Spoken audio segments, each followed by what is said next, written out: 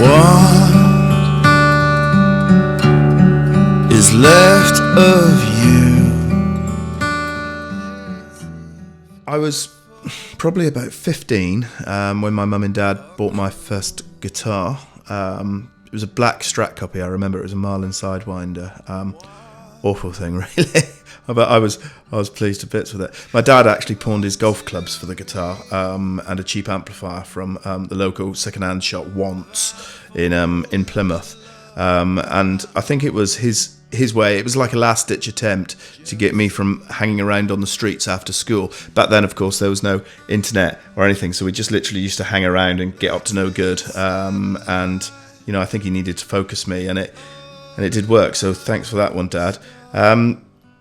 At the time, I remember I was really into heavy metal, like a lot of kids are. I guess a lot of boys are when they're sort of in their early teens. And so when I got the guitar, I learnt a few chords, formed a school band, which ended up being called Aftermath, which is quite a good name for a heavy metal band, isn't it? But we initially called it, and I'm not making this up, we called it Atomic Kitten. Some of your listeners might chuckle at that one.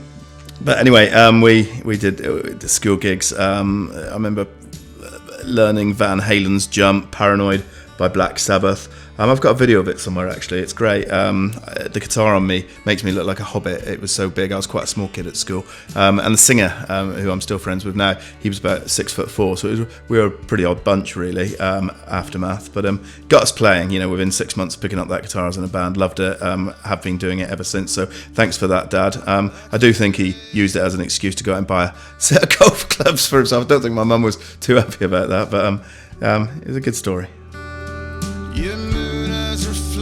The next question is, name some musicians that you look up to. Okay, I really look up to a lot of singer, songwriter, guitarists, really. That's my bag. So probably top of the list is Tom Petty and Neil Young. Love those guys. Really, really like Eddie Vedder at the start of my music career and still now, just absolutely in awe of the guy, and love Pearl Jam, especially their early material.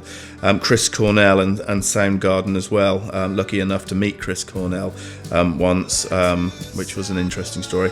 And I really love, in terms of sort of more modern artists, I really love Jason Isbell. That guy blows me away.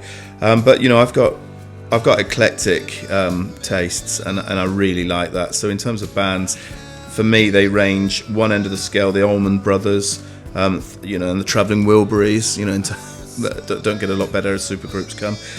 But the other end of the scale is Radiohead. Really love Radiohead, and Metallica. Absolute, I must have seen Metallica over 10 times. What a great band. So it is quite a wide range, but it is guitar orientated. It depends on what mood I'm in, really. Music. I just really love well-written songs, and certainly good lyrics. But like I say, mostly guitar orientated bands.